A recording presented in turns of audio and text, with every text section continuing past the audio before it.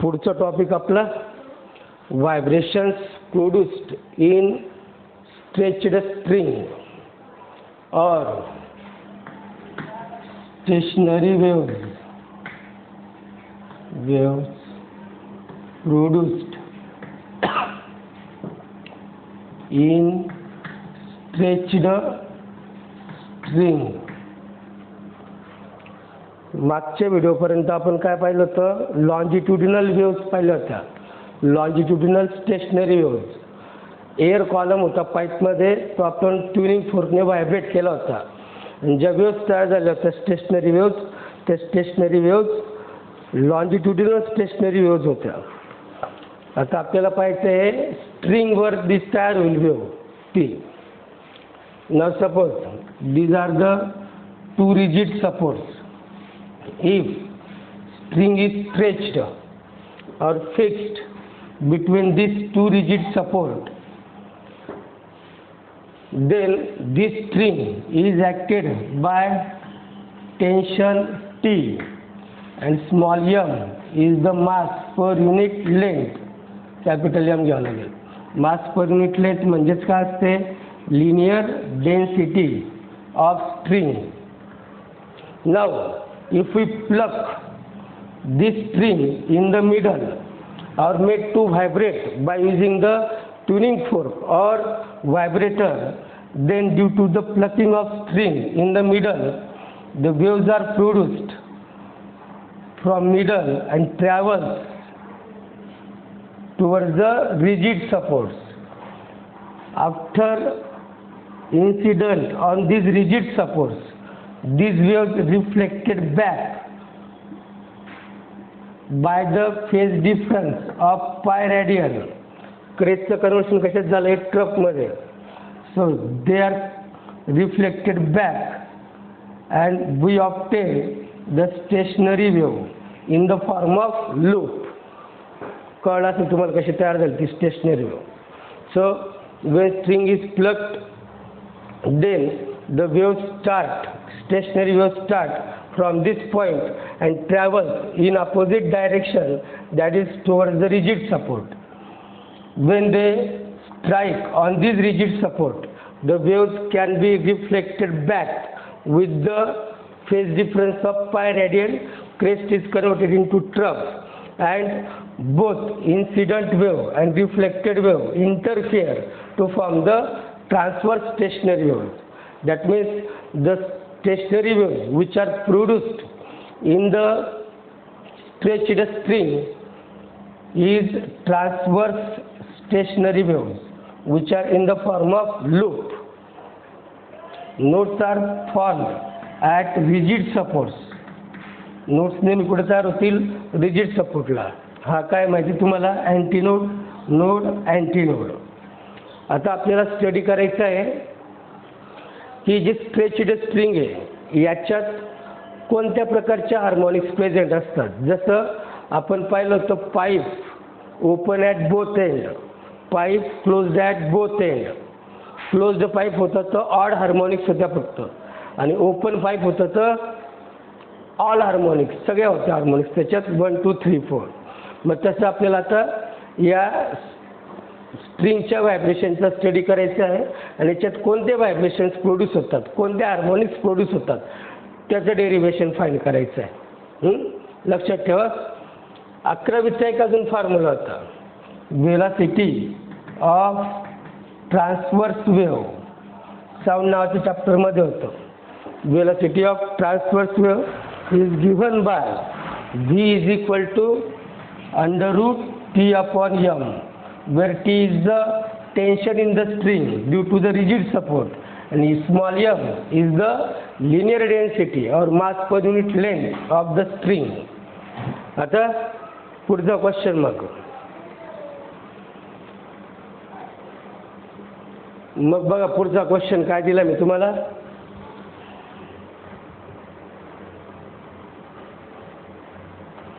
So that all harmonics are present on stretched string between two rigid supports. मग वेगवेगळे मोड घ्यावे लागतील आपल्याला. तसं consider the string which is fixed between the two rigid supports and plucked in the middle so that the transverse stationary waves are produced between the two rigid support. मग त्यात first पहिला कोणता घेतो आपण, फंडामेंटल मोड और first मोड. तो असा vibrate होतो. ही स्ट्रिंग होती, प्लग केली, या पद्धतीने फर्स्ट मोड तयार होतो.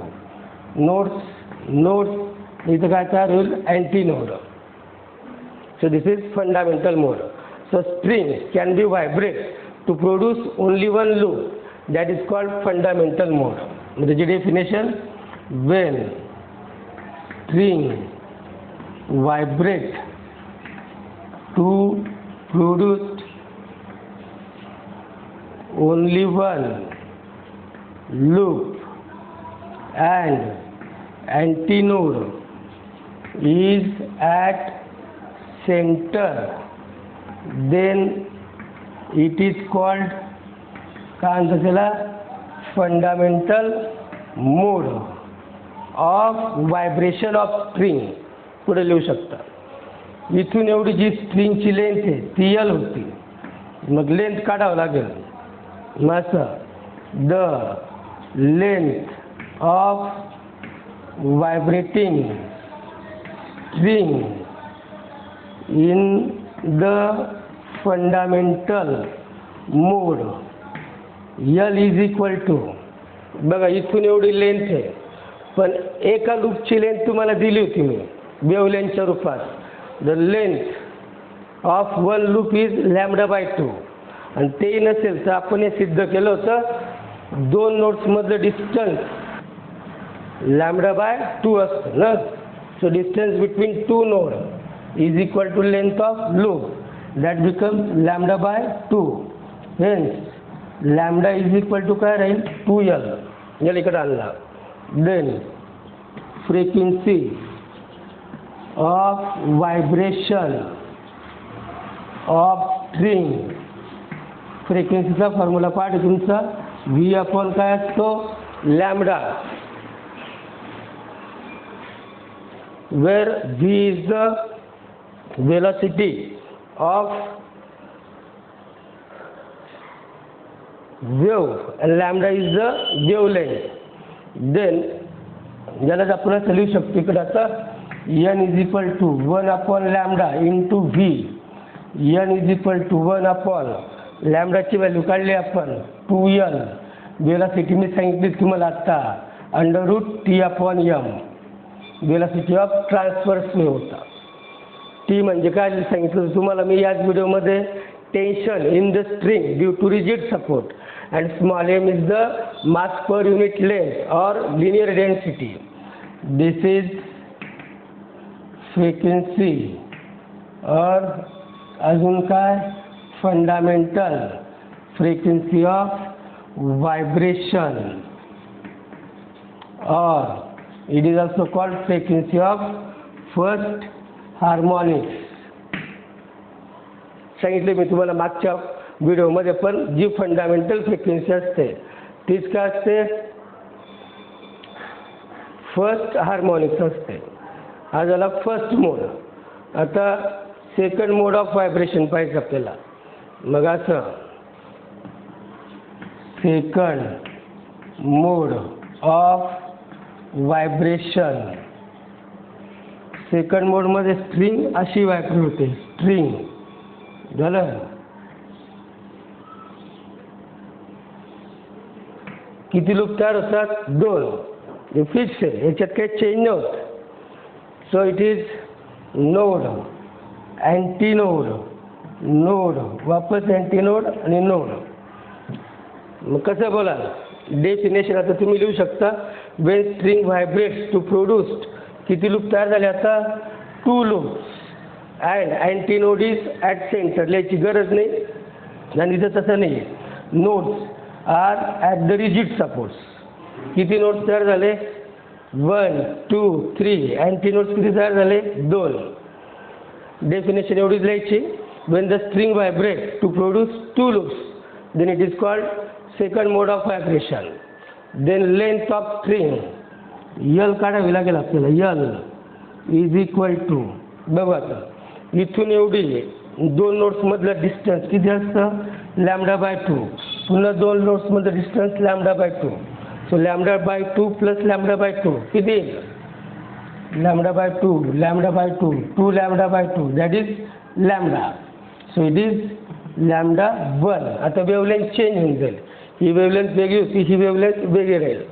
मग असं इथून आता the length of vibrating string L is equal to काय आला, λ1 झालं. मग आता फ्रिक्वेन्सी काढावं लागेल आपल्याला. So frequency of vibration of string, फ्रिक्वेन्सीचा फॉर्म्युला पाठ आहे तुमचा, n is equal to v/λ1. हा काय घ्यावा लागेल आता, n1. पुढची फ्रिक्वेन्सी येते ते, मग फ्रिक्वेन्सी चेंज होईल ती.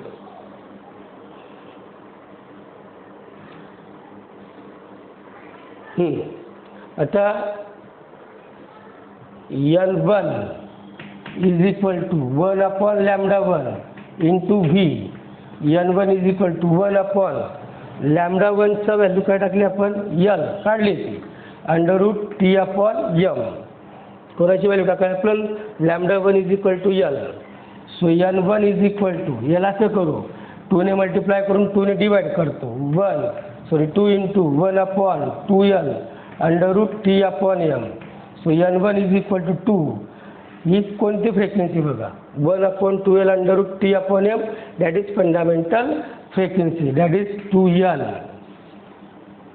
कळलं तुम्हाला. So this is frequency of second harmonics. कोणाची फ्रिक्वेन्सी झाली, सेकंड हार्मोनिक्सची. आता बघा मागच्या व्हिडिओचा आठवा, फंडामेंटल फ्रिक्वेन्सी नंतर जी पहिली फ्रिक्वेन्सी येते, greater than fundamental frequency, it is called first overtone, और it is the frequency of first overtone. राहील लक्षात. आता थर्ड मोड ऑफ व्हायब्रेशन. तर बरं, तिसरा third mode of vibration. Third मोडमध्ये अशी व्हायब्रेट होतील, स्ट्रिंग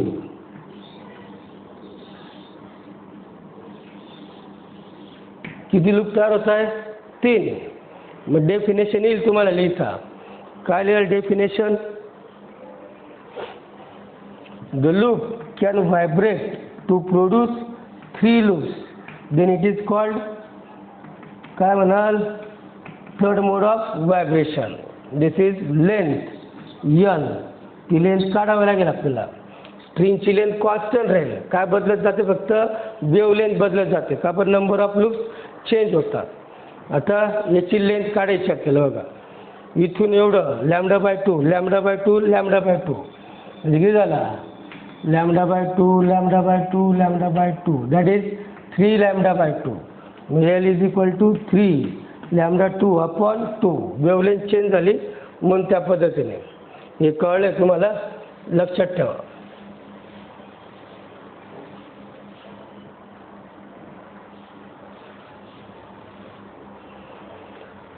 आता length of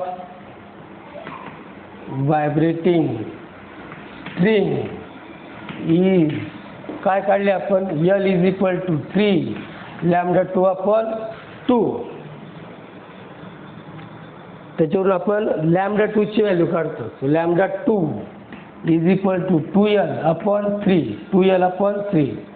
then frequency of vibration of string in third mode. कसे लिहाल मग, n2 is equal to v/λ2. n2 is equal to 1/λ2 into v. So n2 is equal to 1/λ2. λ2 काय काढलाय मी, 2l/3. 2L upon 3, V माहिती तुम्हाला √T upon M. हा उलटा होईल, N2 इज इक्वल टू 3 उलटा होईल 1 upon 2L √T upon M. पुन्हा मग 1 upon 2L √TM, T upon M. काय फॉर्म्युला आहे फंडामेंटल फ्रिक्वेन्सीचा. So N2 is equal to 3L. This is third harmonics, frequency of third harmonics, और it is called second overtone. काय म्हणतात त्याला, second ओव्हरटोन. तर व्यवस्थित ऑब्झर्वेशन करा. क्वेश्चन माहिती होतं तुम्हाला. Show that all harmonics are present on stretched string. पहिली काय आली N, दुसरी 2L, तिसरी 3L, म्हणजे इवन होती, ऑड दोघे. So even as well as odd harmonics are present in the vibration of stretched string. म्हणजे सम आणि विषम दोघं असतात. म्हणजे क्वेश्चन काय लिहिलं आपण, ऑल हार्मोनिक्स, किंवा असे विचार शकता, show that even as well as odd harmonics are present in the vibrating string. मग फ्रिक्वेन्सीचा रेशो कसा येईल. पहिली फ्रिक्वेन्सी काय होती बघा N, दुसरी काय होती 2N, तिसरी 3N, पुढे काय राहील 4N, चालूच राहील. 1:2:3:2 माहिती तुम्हाला. आणि general formula frequency of pitch overtone जर करायचा असेल तर तोही तुम्हाला आता सहज यायला पाहिजे. N1 2N आहे, इथे N2 आहे 3N आहे, म्हणजे याच्यापेक्षा एकने जास्त आहे. मग frequency of pitch overtone is P+1 × N. हाच फॉर्म्युला आपण पाईप ओपन ॲट बोथ एंडचा काढला होता. झालं. माझं बाकीचं तर सगळं तुमचं पाठ झालेलं आहे. लक्षात काय ठेवायचं, फक्त व्हायब्रेटिंग स्ट्रिंगमध्ये फंडामेंटल मोडमध्ये 1 लूप, सेकंड मोडमध्ये 2 लूप आणि थर्ड मोडमध्ये 3 लूप तयार होतात. So this is vibration of stretched string.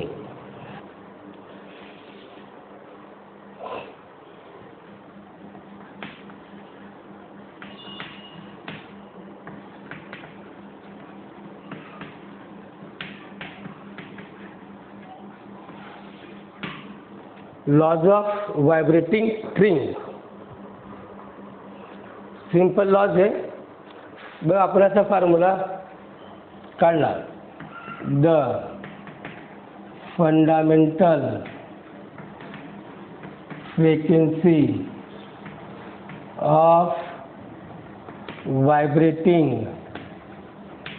String is given by, काय फॉर्म्युला काढला 1/2L √T upon M, where L म्हणजे length of vibrating string, T tension in the string, small m का होता मास per unit length, यालाच काय म्हणता linear density of string.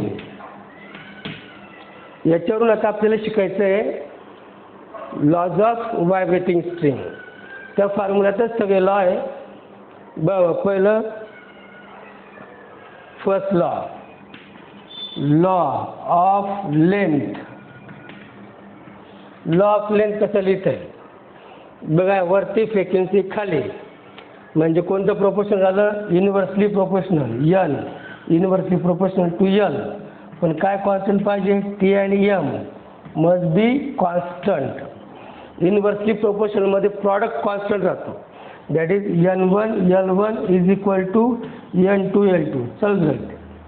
मग statement कसं बोलायचं. N म्हणजे काय लिहून दिली आपण, fundamental frequency of vibrating string, inversely proportional to काय आहे लेंथ. मग बोलताना असं बोलायचं law of length, that is fundamental frequency of vibrating string is inversely proportional to its length if tension and linear density of wire और string becomes constant. वापस एकदा काय बोललो आपण, fundamental frequency of vibrating string is inversely proportional to its length if tension and linear density of wire kept constant. So this is law of length. दूसरा बघा, law of tension. law of tension समोरासमोर वरती हे constant ठेवावं लागेल, म्हणजे L directly proportional to काय राहील T. L M काय पाहिजे कॉन्स्टंट. मग कसं बोलायला आता तसं, the fundamental frequency of vibrating string is directly proportional to the square root of tension in the string if length and linear density of string kept constant. पुन्हा एकदा, the fundamental frequency of vibrating string is directly proportional to the square root of tension in the string if length and linear density kept constant. म्हणजे ते relation n1 upon root t1 is equal to n2 upon root t2 is equal to dash dash.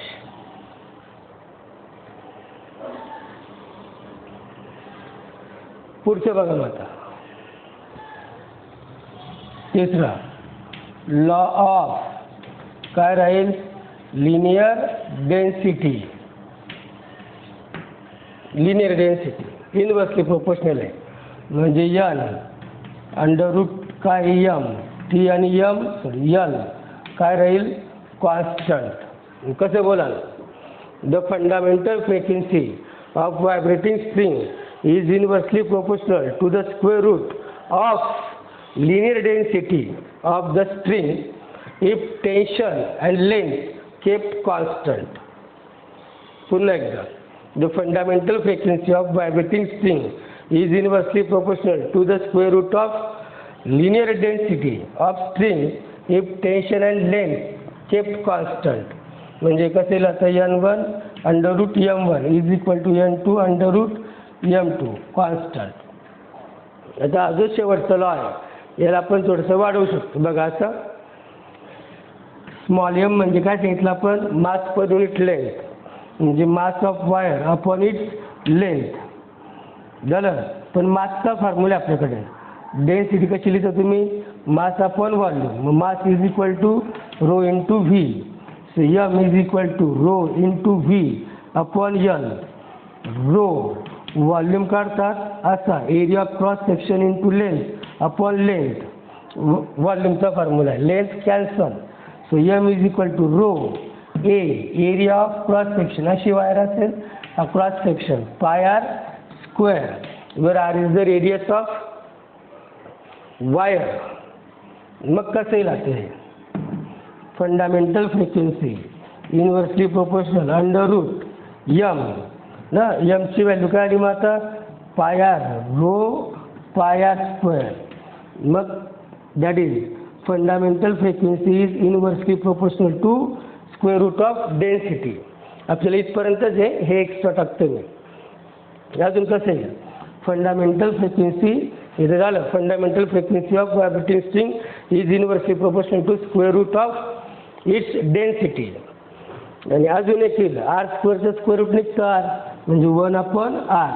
So fundamental frequency of vibrating string is inversely proportional to the radius of cross section of string. So this is the laws of vibrating string. पहा बरं एकदा मनातल्या मनात बोलून पहा.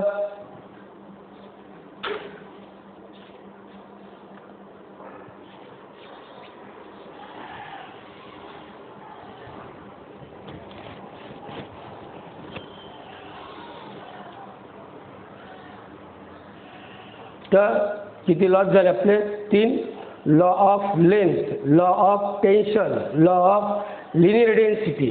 आणि linear डेन्सिटीमध्ये आपण काय वाढवलं डेन्सिटी फक्त आणि रेडियस झालं. आता पुढचा जो टॉपिक आहे जो शिकवायचा आहे तो सुपरपोजिशन ऑफ वेव्ह साऊंड वेव्हचा आहे. आपण जे बीट्स ऐकतो ड्रमचे किंवा जे वाद्य असतं त्यांचे ते ते बीट्स कसे तयार होतात त्याच्याविषयीचा स्टडी आहे.